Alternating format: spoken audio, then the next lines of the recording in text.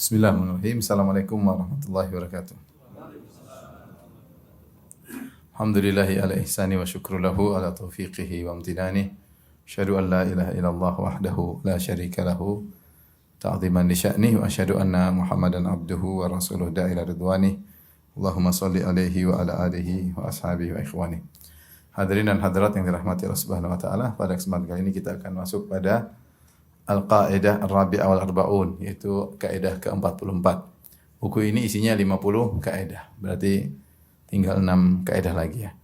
Kaidah ke-44 yaitu dari firman Allah Subhanahu wa taala dalam surat Al-Hasyr ayat 7, "Wa ma atakumur rasul fakhudhuhu wa ma nahakum anhu fantahu." Ya.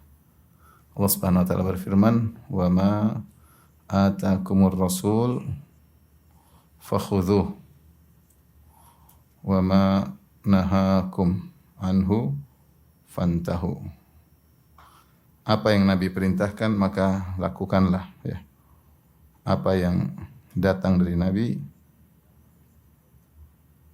maka ambillah, itu lakukanlah.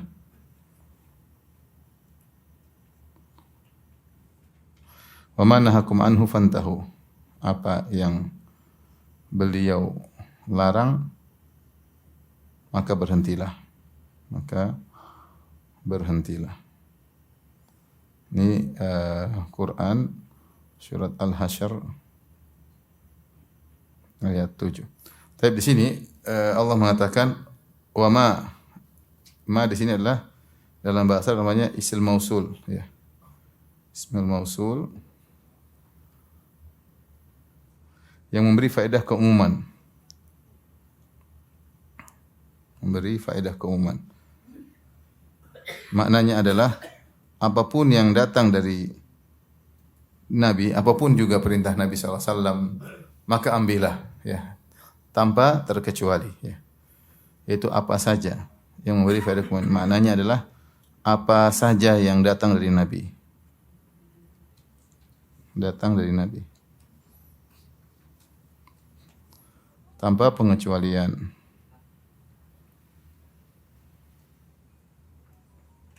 Maka ambillah. Demikian juga, jadi perintah Nabi ada dua. Kadang Nabi perintah dengan kewajiban, kadang Nabi perintah dengan apa? Merupakan sunnah. Jadi apa yang datang dari Nabi? Itu perintah Nabi. Maksudnya adalah perintah Nabi. Dan perintah Nabi SAW itu ada dua. Ada yang wajib, ada yang apa? Sunnah ya. Dua-duanya kita berusaha untuk kerjakan. Ya. Seorang yang benar-benar ingin kebaikan, yang tahu bahwasanya setiap sunnah Nabi adalah mendatangkan kebahagiaan. Ya, Allah telah berfirman, "Laqad kana lakum fi Rasulillahi uswatun hasanah." Sungguh pada diri Nabi ada teladan yang baik. Ya. Dan Nabi meneladankan kepada kita perkara yang wajib maupun perkara yang sunnah. Kita seorang muslim, seorang mukmin yang ingin bahagia, maka berusaha menjalankan perintah Nabi, baik yang wajib maupun yang sunnah. Kalau kita tidak mampu, paling tidak yang wajib. Paling tidak yang wajib. Tapi kalau bisa semakin banyak sunnah yang kita kerjakan, maka kita akan semakin bahagia. Ya, akan semakin baik. Karena setiap ajaran Nabi mendatangkan kebahagiaan. Sebagian perkataan sebagian salaf, naduru ma'as sunnah haitsu darat. Kami berjalan bersama sunnah dimanapun sunnah berada ya. Ini harus kita usahakan dalam kehidupan kita ini. Sampai kita bertemu dengan Allah Subhanahu wa taala, semakin banyak sunnah yang kita kerjakan, semakin kita disayang oleh Allah Subhanahu wa taala. Maka dalam hadis qudsi yang sudah pernah kita bahas, Allah berfirman, "Wala yazalu 'abdi yataqarrabu ilayya bin nawafil hatta uhibbah." Senantiasa hambaku mendekatkan dirinya kepadaku dengan perkara-perkara sunnah sampai aku mencintainya. Ya. Jadi jangan cukupkan hanya dengan wajib saja. Ya, kalau memang tidak mampu atau lagi malas, okelah. Tapi kalau kita biasakan diri kita untuk menjalankan yang sunnah-sunnah, ya, meskipun tidak wajib, maka akan menjadi kebiasaan karena kita mencari keridhaan Allah Subhanahu wa taala. Maka dari sini seorang berusaha belajar sunnah keseharian, apa yang bisa dikerjakan ya, ketika mau tidur, ketika bangun tidur, ketika bangun malam, sunnah ketika bersama keluarga, terhadap anak-anak, ya semuanya dia kerjakan. Sunnah dalam berpakaian, dalam berpenampilan, sunnah ketika beribadah, salat sunnah. Dia berusaha belajar sedikit demi sedikit, dan dia berusaha praktekkan sedikit demi sedikit. Taib. Jadi kalau bisa dia kerjakan wajib dan sunnah. Karena yang dalam ayat ini umum, apa yang datang dari Nabi maka ambillah wajib maupun sunnah. Terus kemudian sebaliknya, apa yang beliau larang ini juga sama. Ini juga umum. Maknanya apa saja yang beliau larang maka tinggalkanlah yang beliau larang. Nah, yang beliau larang ini ada dua model. Ada dua kemungkinan. Bisa artinya apa? Haram, bisa makruh. Apa itu haram? Haram kalau dikerjakan dosa, kalau tinggalkan dapat pahala. Kalau makruh dikerjakan tidak berdosa, tapi jika ditinggalkan dapat apa? Pahala. Nah, seorang yang beriman, dia berusaha meninggalkan yang haram dan juga sekaligus yang makruh. Dua-duanya dia berusaha tinggalkan. Jangan dia hanya fokus yang haram-haram saja. Haram dia tinggalkan, makruh juga dia tinggalkan. Sehingga dia menjadi as-sabiqun as-sabiqun, yaitu orang-orang yang cepat dan terdepan, ya. Karena jika mereka cepat dan terdepan di dunia, maka di akhirat juga mereka lah cepat dan terdepan dalam masuk surga. Ayat ini adalah pedoman hidup seorang mukmin dalam kehidupan sehari-hari. Wa ma atakumur rasul fakhudhuh. Kata Allah, apa saja yang datang dari Nabi, perintah kerjakanlah. Wa ma nahakum anhu fantahu. Apa yang Nabi larang maka tinggalkanlah. Maka seorang dalam kehidupan ini ngecek apa saja yang diperintahkan Nabi dia kerjakan, apa saja yang dilarang oleh Nabi maka dia tinggalkan. Itulah kebahagiaan hidup dia.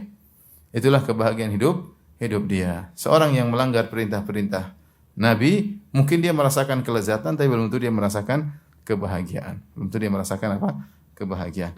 Inilah pedoman hidup seorang muslim, ya. Pedoman seorang muslim yang ingin bahagia. Makanya dalam perkataan sebagian salaf, kalau tidak Sufyan Ats-Tsauri, dia berkata, law istata'ta alla tuharrika ra'saka illa bisunnah, alla tahukka ra'saka illa bisunnah fafa'al. Kalau kau mampu tidak menggaruk kepalamu kecuali ada dalilnya, lakukan. Artinya usahakan apa yang kita lakukan dalam keseharian itu ada sunnahnya sebisa mungkin, karena semakin kita menjalankan sunnah semakin kita mendapat kebahagiaan dari Allah Subhanahu wa taala. Baik. Berikut yang kita bahas. Dari sini ada beberapa perkara yang harus kita perhatikan, ya. Harus kita perhatikan. Ini sudah. Baik, yang pertama terkait kaidah ini. Terkait kaidah ini. Yang pertama, kaidah ini menunjukkan bahwasanya Islam dibangun di atas Al-Quran dan Sunnah, ya. Islam dibangun di atas Al-Quran dan Sunnah. Dan As-Sunnah. As-Sunnah itu dari Nabi SAW. Karena Allah yang berfirman, wa ma atakumur rasul. Apa yang datang dari Rasul berarti ada sunnah. Selain Al-Quran ada sunnah, ya. Rasulullah mengatakan, ketahuilah aku diberikan Al-Quran wa mithlahu ma'ahu, dan aku diberikan juga yang semisal Al-Quran itu wahyu, yaitu sunnah Nabi SAW. Makanya Al-Imam Al-Barbahari mengatakan al-Islam hiya sunnah wal Islam, al-Islam huwa sunnah was sunnah hiyal Islam. Islam adalah sunnah, sunnah adalah apa? Islam. Kenapa? Karena ada sebagian orang yang ingin menjalankan Islam dengan Al-Quran saja. Dia tidak mau berpegang teguh dengan hadis Nabi SAW. Dan Rasulullah SAW sudah mengingatkan kepada kaum muslimin bahwasanya akan ada model orang seperti ini, ya. Yang kemudian Rasulullah mengatakan, yushiku rajulun syab'an mutakki'un ala arikatihi. Akan muncul seorang yang kemudian dia bersantai dalam kondisi kenyang, kemudian dia santai di atas tempat tidur, dia mengatakan, mana Al-Quran? Selain Al-Quran aku tidak mau terima, ya. Saya hanya mau mengamalkan apa? Al-Quran.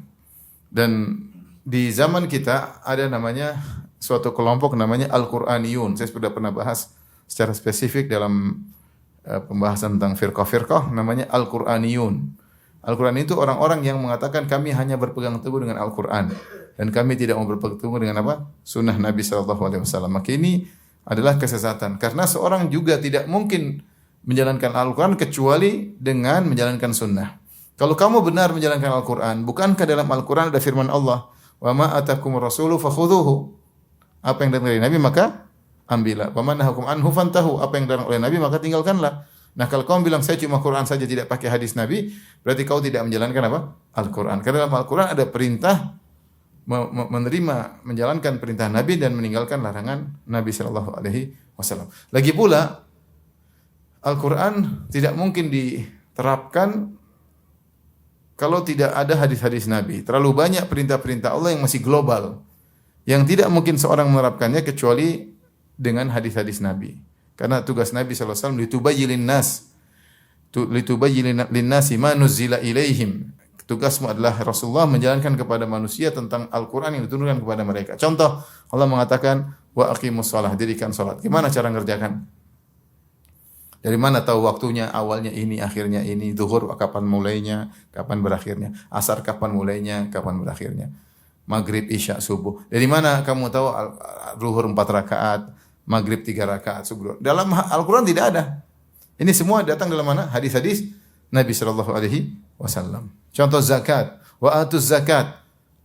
Tunaikanlah zakat. Gimana aturan-aturannya? Zakat kambing misalnya, zakat onta berapa nisabnya, ya. Kemudian zakat sapi misalnya, zakat emas perak. Tidak ada penjelasan dalam Al-Quran secara detail.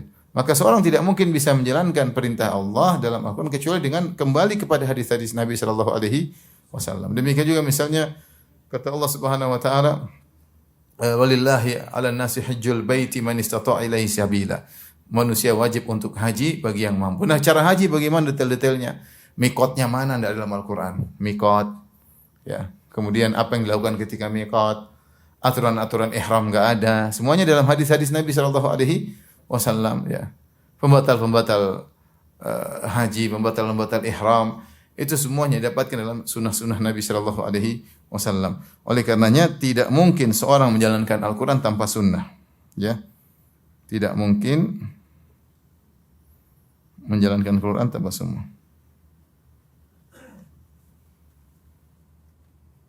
Tanpa as-sunnah. Di zaman ini ada namanya kelompok ingkarus sunnah, sempat muncul di sebagian universitas Islam di tanah air yang disebut golongan ingkarus sunnah, mereka mengingkari sunnah dengan berbagai macam dalih yang mereka utarakan dan sudah dibantah oleh para ulama. Mereka ini juga disebut sebagai Al-Quraniyun, yaitu yang hanya mau bersandar kepada Al-Quran. Itu kelompok sesat karena tidak mungkin seorang menjalankan agama Islam kecuali di atas Al-Quran maupun sunnah. Al-Quran masih banyak yang terlalu global. Detail-detailnya hanya ada pada hadis-hadis Nabi sallallahu alaihi wasallam. Jadi Islam dibangun Al-Quran dan sunnah. Kemudian yang kedua, hadis ayat ini menunjukkan perintah Nabi, perintah Allah. Perintah Nabi sama dengan perintah Allah. Allah yang memerintahkan kita untuk nurut kepada Nabi sallallahu alaihi wasallam. Kata Allah, "Wa may yuti'ir rasula faqad ata Allah." Wa may yuti'ir rasula faqad ata Allah.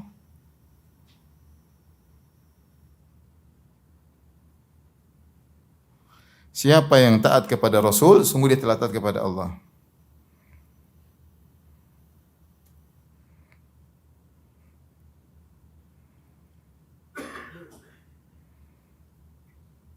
Sungguh ia telah taat kepada Rasulullah sallallahu alaihi wasallam. Di sini penulis menyebutkan tentang kisah, ya, Ibnu Mas'ud radhiyallahu taala anhu yang dia berdalil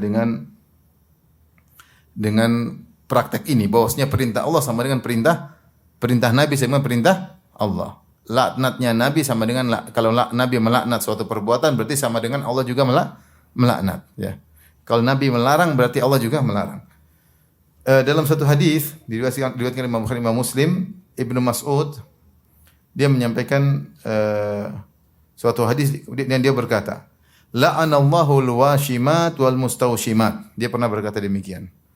La'anallahu al-washimat wal mustawshimat. Allah melaknat wanita-wanita yang mentato dan wanita-wanita yang minta untuk ditato. Tapi kalau laki-laki di sini enggak disebutkan. Dulu di zaman jahiliyah yang suka mentato itu perempuan bukan laki-laki. Karena mereka untuk menghias tubuh mereka mentato. Zaman sekarang mungkin yang laki-laki lebih banyak bertato daripada perempuan ya. Kebencong-bencongan ya. Tapi dulu tato itu ciri khas apa? Wanita. Makanya ketika Nabi SAW menyebutkan tentang perbuatan mentato, washm, Rasulullah mengatakan wanita. Allah melaknat wanita yang mentato dan wanita yang minta untuk ditato.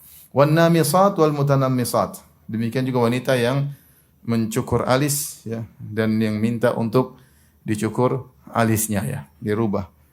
Dicukur habis kemudian kasih spidol. Spidol. Demikian juga wanita yang minta untuk dicukur alisnya. Wal mutafallijat. Wal itu wanita yang mengkikir giginya. Jadi dikikir, ditipis dan sehingga ada bolong-bolong. Mungkin dahulu orang Arab menganggap itu suatu keindahan. Sehingga gigi yang nempel-nempel direnggang-renggangin dan dikikir. Ada yang mengatakan untuk kalau orang tua giginya bagaimana, mereka rubah sehingga kelihatan lebih muda lagi. Intinya giginya dilakukan perbuatan pada giginya, entah dikikir, entah diapain. Itu namanya al-mutafallijat. Lil husni, tujuannya untuk kecantikan. Al-mughayyirati khalqallah, yang telah merubah ciptaan Allah Subhanahu wa taala. Ini kata Nabi SAW, Allah melaknat wanita yang mentato, wanita yang minta ditato. Melaknat wanita yang mencukur alis dan yang minta dicukur dan alisnya. Wanita yang merenggangkan atau mengkikir gigi dan yang minta untuk dikikir untuk kecantikan, Sehingga masalah kecantikan itu tidak asal boleh dilakukan. Tidak semua yang menjadikan cantik kemudian dibolehkan. Karena wanita seperti ini kata Nabi SAW, al-mughayyirati khalqallah, yang merubah ciptaan Allah Subhanahu wa taala. Dan iblis wala amurannahum ya fala yughayyirunna khalqallah. Di antara godaan iblis Allah sebutkan iblis akan merintahkan kepada Bani Adam untuk merubah ciptaan Allah Subhanahu wa taala. Dibuat dia tidak ridha dengan apa yang Allah ciptakan bagi dia, kemudian dia rubah-rubah. Ini berbeda kalau seorang cacat. Kalau cacat tidak jadi masalah karena mengembalikan fungsi. Seperti orang sumbing maka dikembalikan fungsinya ya. Tidak jadi masalah. Tapi ini dia tidak ada masalah dengan fisiknya, tapi dia tidak puas, maka dia rubah supaya lebih cantik dengan cara-cara yang diharamkan oleh Allah Subhanahu wa taala ya. Ya, dan ini dilaknat. Taib Ibnu Mas'ud menyampaikan hal tersebut. Maka berita ini sampai kepada seorang wanita dari Bani Asad, disebut namanya Ummu Ya'qub. Dan dia adalah wanita yang baca Al-Qur'an, mungkin dia hafizah Al-Qur'an, hafiz Qur'an. Maka dia berkata, dia datang kepada Ibnu Mas'ud, kemudian dia menyampaikan Ibnu Mas'ud, "Ma haditsun balaghani anka?" Wahai Ibnu Mas'ud, apa hadis yang sampai kepadaku darimu? Annaka la antal washimat wal mustawshimat wal mutanammisat wal mutafallijat lil husni al mughayyirati khalqallah. Engkau melaknat wanita yang mentato, yang minta ditato, wanita yang mencukur alis, yang minta dicukur alisnya, wanita yang merubah gigi untuk kecantikan, yang merubah ciptaan-ciptaan Allah. Faqala Abdullah, maka Ibnu Mas'ud mengatakan tentang hadis tersebut, "Wa ma li la al'an man la'ana Rasulullah sallallahu alaihi wasallam wa huwa fi kitabillah." Kata Ibnu Mas'ud, ngapain saya tidak melaknat mereka sementara mereka telah dilaknat oleh Rasulullah? Lagi pula ada dalam Al-Qur'an mereka dilaknat. Ngapain saya ragu-ragu untuk melaknat? Saya melaknat apa yang dilaknat oleh Rasulullah dan juga ada dalam Al-Qur'an. Faqalatil mar'ah, wanita tua ini ternyata dia hafiz Quran. Dia berkata, atau dia sudah sering baca Al-Qur'an, dia berkata, "Laqad qara'tu ma baina lawhayil mushaf fama wajadtu." Saya sudah baca Al-Qur'an dari awal sampai akhir. Tidak ada dalam Al-Qur'an disebutkan wanita pentato dilaknat, wanita yang minta mentato dilaknat. Tidak ada dalam Al-Qur'an. Maka Ibnu Mas'ud berkata, "La in kunti qara'tihi laqad wajadtihi." Seandainya kau baca Al-Qur'an dengan baik, kau akan dapati bahwasanya laknat terhadap orang yang mentato dan minta ditato ada dalam Al-Qur'an. Yaitu firman Allah Subhanahu wa taala, "Wa ma atakumur rasulu fakhudhu wa ma nahakum anhu fantahu." Apa yang datang dari Nabi, ambillah, dan apa yang dilarang oleh Nabi maka tinggalkanlah. Nabi yang melaknat sama dengan Allah yang melaknat. Itu maksud saya. Perintah Nabi sama perintah Allah. Laknat Nabi sama dengan laknat Allah. Sehingga Ibnu Mas'ud mengatakan dalam Quran ada. Meskipun tidak tekstual ayatnya, tapi dalam ayat ada kaidah umum. Yaitu yang sedang kita bahas sekarang. Apa yang datang dari Nabi maka ambillah, apa yang dilarang maka tinggalkanlah. Demikian juga datang dari riwayat sebagian salaf ya.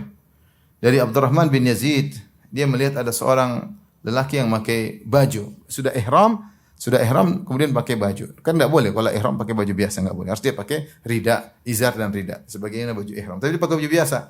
Fanahara al-muhrim, maka dia tegur. Kemudian yang ditegur ngeyel, dia bilang, "Itini bi ayatin min kitabillah binaz'i thiyabi." Mana ayat dalam Al-Qur'an yang mengatakan orang muhrim harus buka pakaian, harus pakai baju izar dan rida saja, selendang dan sarung. Maka akhirnya dia bacakan ayat wa ma atakumur rasul fakhudhuhu wa ma nahakum anhu fantahu.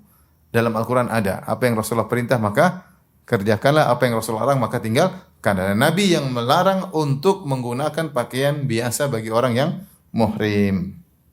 Ini menunjukkan bahwasanya para salaf dahulu mereka berdalil dengan sunnah dan mereka menganggap apa yang datang dalam sunnah sungguhnya itu juga include dalam Al-Quran. Itu include dalam Al-Quran. Demikian juga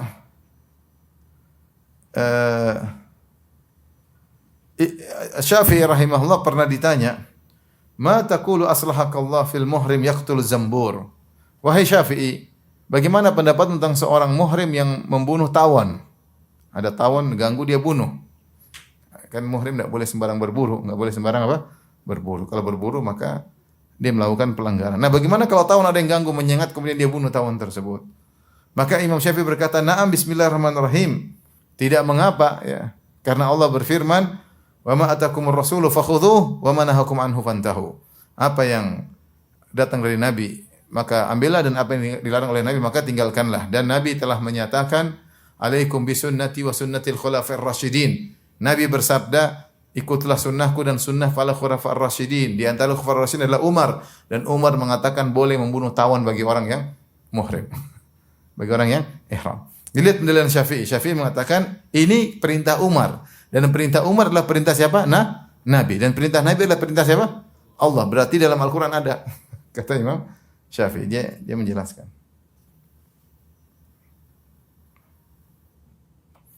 Jadi inilah apa namanya kaidah yang harus kita jadikan pedoman dalam kehidupan kita untuk agar kita bahagia. Perintah Nabi apapun kerjakan, dan perintah Nabi sama perintah Allah, larangan Nabi sama larangan Allah. Perintah Nabi sama perintah Allah, larangan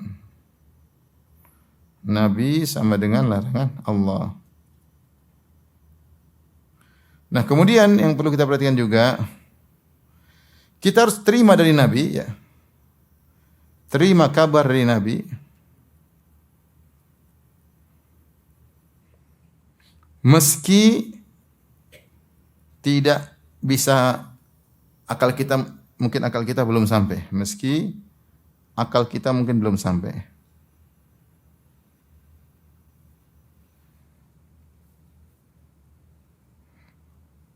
Kok kayaknya saya kurang paham atau kita kurang paham. Kita belum bisa paham. Terima aja.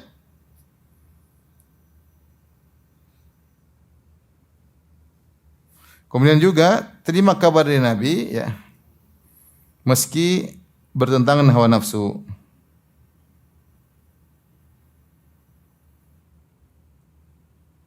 Hawa nafsu ya.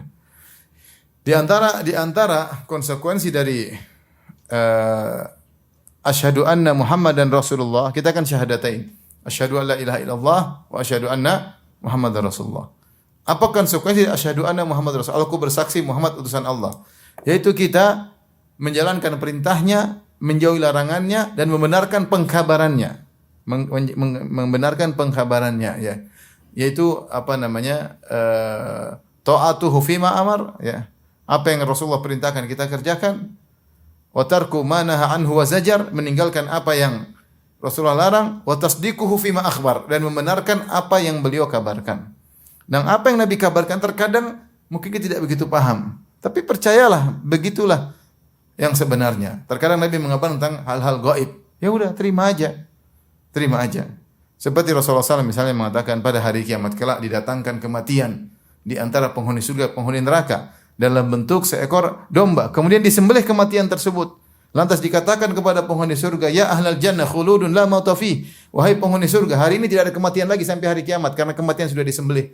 Maka penghuni surga menjadi bahagia karena mereka tahu mereka akan kekal abadi. Dan dikatakan kepada penghuni neraka, ya ahlan nar khuludun la mauta fi. Khuludun la mauta fi.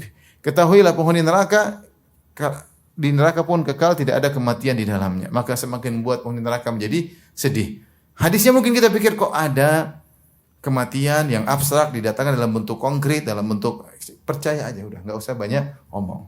Rasulullah bilang masalah gaib kita beriman, nggak usah kita mau tolak dengan akal kita, karena akal kita bisa jadi tidak masuk akal bagi kita, bisa jadi masuk akal bagi orang lain, terutama hal-hal yang gaib, terutama hal-hal yang gaib.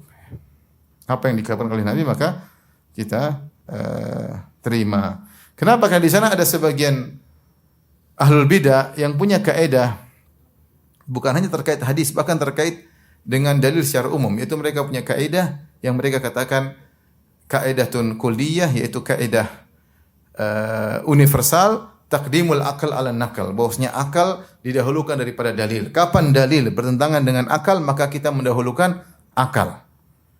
Ini kaidah batil yang sangat berbahaya, yang menjadikan mereka akhirnya menolak banyak hadis-hadis Nabi. Jangan hadis, ayat pun mereka takwil. Ayat pun mereka apa?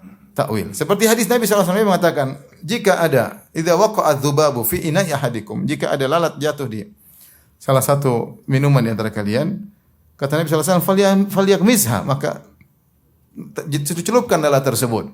Karena pada salah satu sayapnya ada penyakit, salah satunya ada obat. Taib, Nabi bilang gitu, hadisnya sahih. Ya kalau kamu enggak minum enggak usah, tapi jangan kamu bilang, enggak. Kalau kamu rasa jijik, ya jijik enggak usah harus minum. Tapi kalau kamu tekan, kamu minum, nggak ada masalah. Ya. Jangan kamu kemudian mengatakan, apa ini hadis Nabi? Saya lebih percaya dokter kafir daripada hadis Nabi. Ini bahaya. Dan ada yang mengucapkan demikian. Dia mengatakan, saya lebih percaya dokter kafir daripada perkataan Muhammad yang mengatakan, kalau ada lalat, celupkan. Dan ternyata diperiksa di sekarang, dibandingkan antara lalat yang kemudian terjatuh di suatu minuman, dikeluarkan, dengan lalat yang dimasuk dalam minuman, dicelupkan, kemudian dikeluarkan lagi. Ternyata ini kalau mau diminum, ternyata yang pada minuman yang dicelupkan lalat semuanya sehingga kedua sayapnya tercelup, ternyata kurang atau apa namanya? Ada kotoran yang kemudian dilawan dengan obatnya. Adapun jika tidak dicelup, diangkat lalat tersebut langsung, maka banyak mikroba atau penyakit dalam bekas jatuhan lalat tersebut ya. Terserah minum enggak minum urusan belakangan ya. Saya kalau lalat jatuh saya juga tidak minum ya. Ya, tapi kalau terserah ya, tapi kalau maksudnya jangan kemudian kita tidak beradab. Kita bilang apa ini Muhammad bilang gini, enggak boleh seperti itu. Dan sudah dipraktekkan di laboratorium, diperiksa, ada pembahasannya misalnya. Bahwa itu benar, ya. Apa yang dikatakan Nabi benar, di sayap satunya ada penyakit, sayap satunya ada obat. Apa yang disampaikan oleh Nabi kita benarkan. Nah, sebagian orang mendewakan akalnya sehingga menolak hadis-hadis Nabi. Bahkan bukan cuma hadis Nabi, bahkan Al-Quran mereka tolak. Kemudian yang lebih parah lagi, yang lebih perlu diperhatikan lagi, terima hadis Nabi meskipun bertentangan hawa nafsu. Dalam hidup ini banyak syariat yang dijelaskan oleh Allah, dijelaskan oleh Nabi SAW, belum tentu kita bisa kerjakan. Dan apa kita nggak bisa kerjakan, tapi jangan kita menentang. Saya belum bisa. Tidak sesuai dengan kenapa tidak bisa, tidak sesuai dengan keinginan kita, tidak sesuai dengan hawa nafsu kita. Dan Nabi telah mengatakan, "Huffatil jannatu bil makaris." Sungguhnya surga itu diliputi perkara yang dibenci.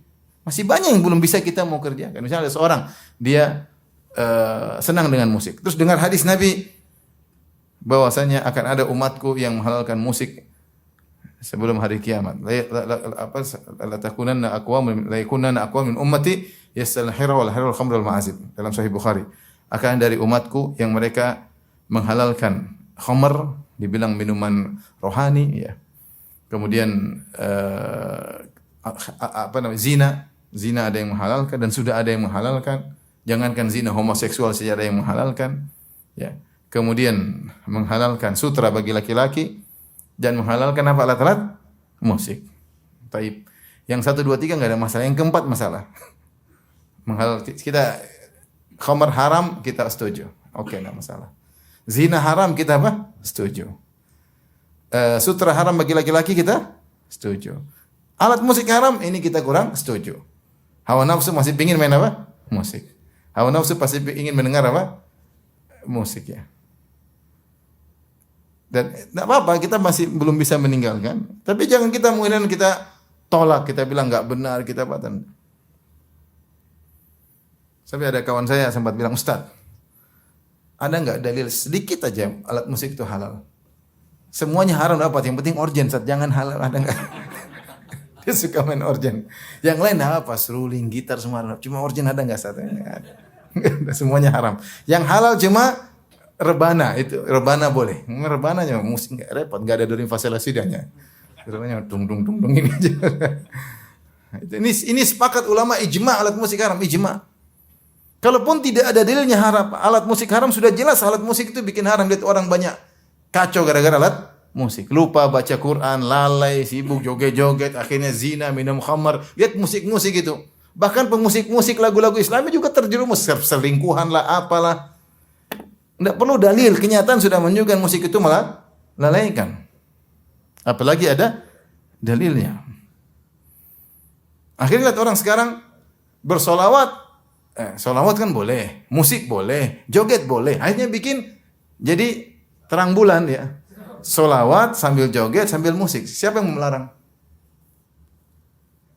Saudara-saudara kita ada di kelompok sebelah nggak bisa bilang haram, diam aja. Cuma nggak suka, cuma nggak bisa bilang haram.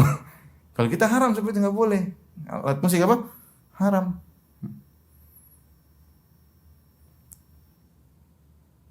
Tapi saya tahu beberapa artis-artis yang menyanyi lagu Islami. Ada yang selingkuh, ada yang narkoba, ada lagu Islami. Lagu Islam. Artinya alat musik itu memang haram. Kalau kita tidak bisa terima, ya sudah lah, bilang saya belum bisa. Kepala saya masih pengen goyang, sudah. Tapi kamu jangan menentang. Jangan menentang ya. Saya ketemu dengan keluarga juga ada, kerabat jauh. Ketemu dengan lagi kumpul keluarga rame-rame. Kemudian mereka pada merokok depan saya. Semua merokok. Mereka tahu Ustaz Firanda mengharamkan. Debatlah di antara mereka. Ini orang-orang tua, keluarga saya semua. Salah satu perokok kuat, dia bilang, sudahlah, rokok itu haram sudah, jangan bilang halal. Haram bilang, sudah. Udahlah, kita belum bisa tinggalkan. Ini masih mending daripada halal, mana halal. Bungkus rokok aja kemarin saya foto, saya baru lihat, kemarin saya ke toko, ada jualan rokok, saya sini Pak, saya pinjam Pak, saya foto. Ngeri-ngeri gambarnya. Sekarang bungkus rokok tidak seperti zaman saya waktu masih kecil. Ternyata bungkus rokok sekarang gambar ini bolong lah. Menakut-nakuti yang tidak ada faedahnya. Itu kan dia katanya. Kalau saya enggak ya. Tapi intinya, ini apa yang Rasulullah mengatakan la dharar wala dhirar. Nabi mengatakan tidak ada kemudaratan. Ad-dhararu yuzal. Kaidah mengatakan kemudaratan harus dihilangkan. Tidak boleh beri mudarat kepada diri sendiri dan tidak boleh mudarat kepada orang lain. Orang yang merokok dengan kesepakatan seluruh dokter, meskipun dokternya merokok, mereka tahu bahwasanya rokok itu beri kemudaratan. Beri kemudaratan tidak? Bikin penyakit. Enggak tahu kecuali rokok herbal mungkin. Tapi rokok semua itu enggak baik ya. Enggak baik ya. Dan juga bisa beri mudarat kepada orang lain. Makanya tidak ada orang yang merokok bilang bismillah, enggak ada. Kalau itu baik dia pasti bilang apa? Bismillah. Dan tidak ada yang habis merokok bilang alhamdulillah, enggak ada. Kalau itu baik dia pasti alhamdulillah. Bismillah. Yang kedua, alhamdulillah. Bismillah. Enggak ada. Dia fitrahnya tidak bisa terima. Fitrahnya tidak bisa apa? Terima. Dia tahu itu enggak enak. Terus buktinya kalau lihat anaknya merokok, dia, kenapa kamu merokok? Dia pasti anaknya dia marah. Terus istrinya merokok, dia pun marah-marah. Lah kenapa? Kalau halal semuanya boleh merokok, istri anak semua merokok, apa masalahnya? Kenapa fitrah dia tidak bisa terima? Itu enggak benar. Enggak benar. Tapi intinya kita jangan menolak. Kalau tidak sesuai hawa nafsu kita, saya bilang ya itu benar. Saya masih banyak hal yang Rasulullah perintahkan belum bisa saya kerjakan. Jadi masih banyak yang Rasulullah larang belum saya bisa tinggalkan. Tapi kita jangan nolak, jangan kita menentang, jangan kita dan banyak hal. Jadi Apa yang datang dari Nabi SAW hendaknya kita terima dan jangan kita tolak ya. Bahkan Allah berfirman dalam Al-Quran, Ya ayyuhalladzina amanu la tuqaddimu baina yadayillahi wa rasulihi wattaqullah innallaha sami'un alim. Wahai orang yang beriman, janganlah kalian mendahului Allah dan Rasulnya. Artinya apa? Kalau kau ingin berbicara, ingin menyampaikan suatu hukum, cek dulu dalam Al-Quran dan Sunnah. Cek ada enggak?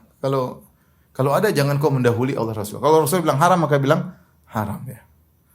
Bahkan di antara tafsiran ayat ini, jangan sampai ketika seorang mendapati suatu hukum, dia bilang dalam hatinya, coba kalau begini, kenapa hukumnya begini? Ini kan sesuai dengan hawa nafsu.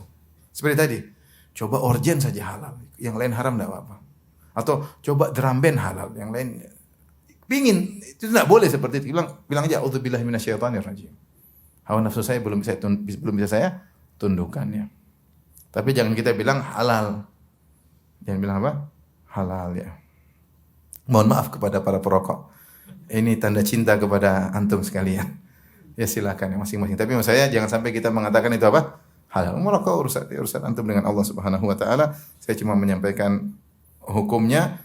Kalau Nabi mengatakan la dharar wala dirar, tidak boleh seorang beri kemudaratan pada dirinya dan tidak boleh beri kemudaratan kepada orang lain.